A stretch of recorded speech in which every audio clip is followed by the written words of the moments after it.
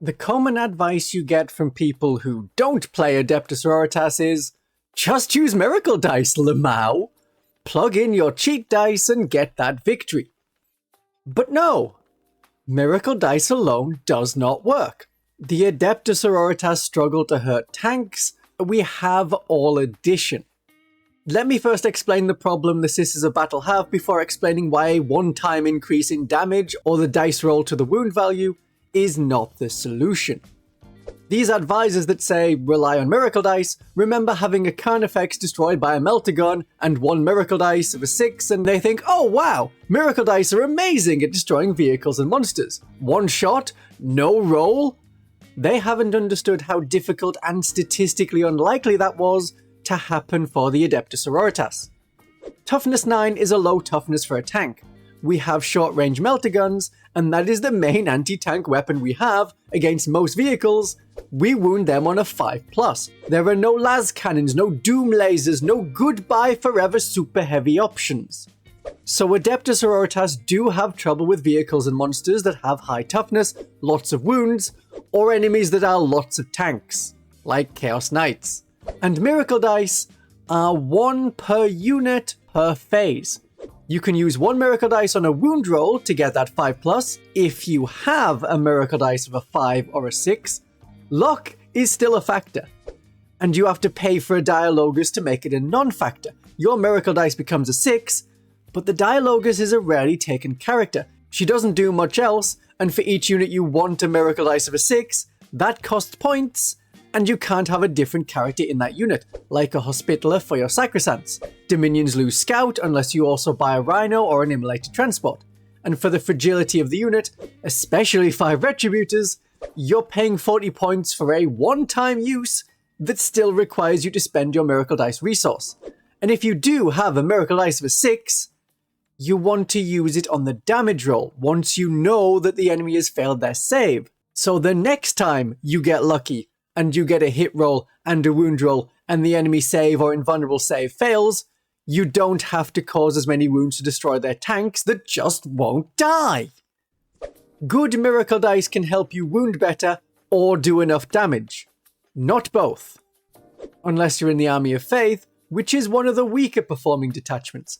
And of course, if you get average luck or bad luck with your Miracle Dice, you're left with 1s and 2s and 3s and 4s, and you can't do a thing. Miracle Dice are not the answer. So what is? And this topic was chosen by high-tier Ko-fi members. You can join in the description and suggest video topics you want in my Discord. Have you heard of the grenade stratagem? 6 is the number of dice you roll, and for every 4, 5, or 6, you cause a mortal wound. A 3 is not enough for a mortal wound, nor is a 2, and 1 is definitely out. You average 3 mortal wounds. That helps because it skips armor, toughness, and invulnerable saves. You have to use it before shooting, so you either have a unit throw grenades and then fire their melta guns, or you have one unit shoot and cause damage, and another unit that is close can try and finish the enemy with grenades. I have a Canoness on foot or a Canoness with a jump pack who can use stratagems once per battle round for 1 command point fewer. Maybe Divine Guidance, maybe Blinding Radiance, or maybe grenades. Devastating wounds are another way to get past that armor save, toughness, and invulnerable saves of enemy vehicles and monsters. Astrid and Agatha are one way to do that. One of your units will get devastating wounds on all of their attacks, melee or shooting, but then we are relying on rolling 6s. You need to have enough dice to make it on average worth having devastating wounds, and you also need to do sufficient damage so that once you cause those devastating wounds, it's a big enough number of devastating wounds. A Dominion squad with 4 melta guns may never roll a 6 to wound in the entire battle. It was pointless to have that devastating wounds, even if the melta gun's damage is rather high. Flamers get a random number of shots, but their damage 1. If you get some through, which is going to be 1 or 2 or 3 maybe, it's not a lot for the points you're paying for the extra character. Storm bolters on a Dominion squad can help. You're going to have 5 bolters, 4 storm bolters, and whichever weapon the superior has. I would avoid a Condemner Bolt Gun because that already has devastating wounds, and a combi weapon because that has anti-infantry 4+. You're still relying on rolling a 6 against vehicles and monsters, so you may as well have a bolter at that point. It has a better hit chance. A hand flamer works pretty well. The Artificer Storm Bolters have 4 shots each at short range and are damage 2. So every successful wound roll of a 6 will cause 2 wounds to the enemy monster or vehicle. That can get through them. The additional bolters will help. But because of the way random distribution of dice rolls work, this is unlikely to get through big monsters and vehicles. Cleansing Flames is another good way to have devastating wounds. It's a stratagem in the Bringers of Flame. A unit of 10 Seraphim joined by a jump pack Canoness, and that jump pack Canoness has the 30-point enhancement Fire and Fury, giving the bolt pistols in the squad sustained hits, and the turret weapons in the unit, the 4 sisters with hand flamers for 8 hand flamers, plus the Canoness's own hand flamer, have 1 more attack. That's 9d6 plus 9 shots, and every 6 is a devastating wound. That can damage vehicles rather nastily, so you can take them out a bit easier in future, and it can bring down vehicles that have a small number of wounds, like Sentinels. It's a 2 command point stratagem, but if we use the Sacred Command of the Canoness with the jump pack, it only costs 1 command point. One of the barriers to getting rid of monsters and vehicles is their toughness value. One way to get around that is lethal hits, but the Adepta Sororitas don't have many lethal hits. I say that as a Deathwatch player, where the Malleus tactics of the Deathwatch task force feels near redundant because we have so many lethal hits on other weapons. Look at the Decimus kill team. It's lethal hits all the way down. The Adepta Sororitas don't have that. So if you have Sacrosants, it's more common to have them with the Mauls. Lower strength, lower armor penetration, but higher damage and lethal hits. And the Palatine gives one of your units lethal hits. In the Penitent Host especially, you notice the lack of lethal hits because all of your units have sustained hits instead. The Palatine can't join any of the Penitent units to give them lethal hits unless you use the Catechism of Divine Penitence enhancement. So one unit of Repentia can have a Palatine, so that Repentia squad has lethal hits. Combined with their sustained hits, you can use the Passion of the Penitent stratagem so they get lethal hits and sustained hits on a 5+. Using some of the disgusting lingo that's been around in 10th edition, this is Lethal Sussy 5+y. Lethal and sustained hits, triggering on a 5+. You get one go with it, so you need to keep them safe either in a Rhino, perhaps come from reserves or rapid ingress from reserves, not deep strike, just coming on from the board edge, and be able to charge something that you desperately need to kill. You will probably kill it. That one thing. So if you're facing Chaos Knights, you can bring down one big Chaos Knight. However, then your unit gets blown up very easily and very quickly. And if you didn't roll any 5s or 6s, yeah, we spent a lot of points on that, and it didn't do anything. So maybe just forget the whole Repentia part. The Palatine can hurt tanks and monsters with her Rapturous Blows ability. Every successful wound is a mortal wound. The problem is in the wounding. You don't need to get through the enemy armor save, you just need a successful wound. That's where you succeed on the wound roll, either by rolling the dice and it works against the enemy's toughness, or you got a lethal hit when you roll the hit roll. That is a successful wound. If the Palatine joins Novitiates, then she gets full rerolls to hit, if attacking an enemy on an objective. So the Palatine can ignore anything that isn't a 6, roll it again to try and get more 6s. And if there's any enhancements available that increase the strength of the Palatine, increase the number of attacks of the Palatine, those are the ones you want. We still need to wound with the Palatine. Or we can go for forgetting all that and stick with melta weapons. Bringers of Flame was really good when the Adepta Sororitas Codex came out because it made our Adepta Sororitas units work so well. We got more strength, higher strength is what we were lacking, it made the wound rolls easier against enemy tanks and monsters. So if you want to make melta better, use the Bringers of Flame and get within 6 inches with your melta gun, then you have +2 to the damage, and your melta gun is a more respectable strength 10.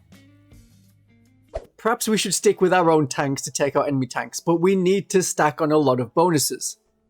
The Castigator has a twin autocannon, and as it's twin linked, you can re-roll the wound rolls.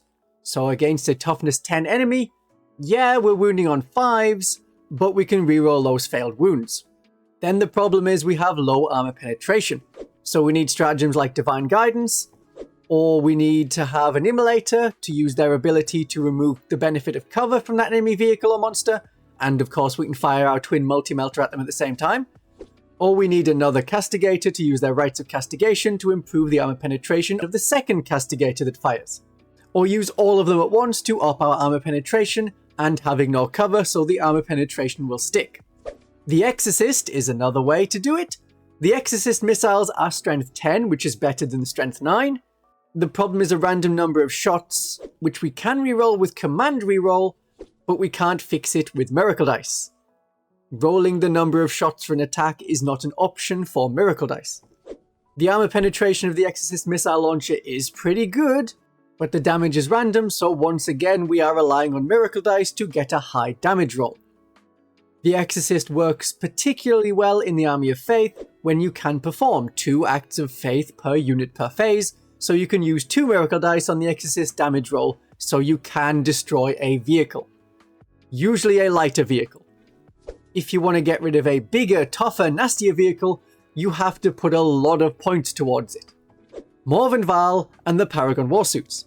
The Paragon Warsuit special ability gives them +1 to hit and wound against monsters and vehicles. Morven Val gives you full rerolls to hit and full rerolls to wound against those monsters and vehicles, but against everything. The Righteous Paragon's ability also works in combat, where the Paragon War Mace, strength 12, which can actually wound some of these tanks and monsters on a 3+, but actually on a 2+, it's only AP -1. Most of those tanks and monsters are going to pass their saves. And if you use the Paragon Warblade, that gives you more attacks, but you're wounding on a 5, it's better armor penetration, it's lower damage. The problem of using Paragon Warsuits is you really need Morven Val, and you can only have one of her. Paragon Warsuits by themselves are quite expensive. You can use Paragon Warsuits alone in the Champions of Faith. Perhaps you have Paragon Warsuits and Morven Val and a second squad of Paragon Warsuits. That extra squad gets made righteous. They now hit on a 2+. They can do alright with the stratagems available to them. It is a big points investment taking away from the rest of the army. So one option is ignore the enemy tanks and monsters, pretend they don't exist, and hope they go away. Sometimes this works. You focus on your game, on the primary and secondary mission, your sisters will die, but you will have more sisters available. Battle sisters especially. Objective Control 2 means that enemy tanks and monsters need to get really close in engagement range to take an objective from you and kill enough of you that their objective control is higher than yours. While having lots of battle sisters, 60 or 70 battle sisters perhaps, you can use them to get rid of the enemy infantry that has the higher objective control, until all that's left is like a Chaos Knight army without any of the optional cultists or demons. And you know, I said at the start that we don't have a big goodbye cannon like a shadow sword to fire at the enemy? Well, we can borrow something like it from a friend. The Imperial Knights.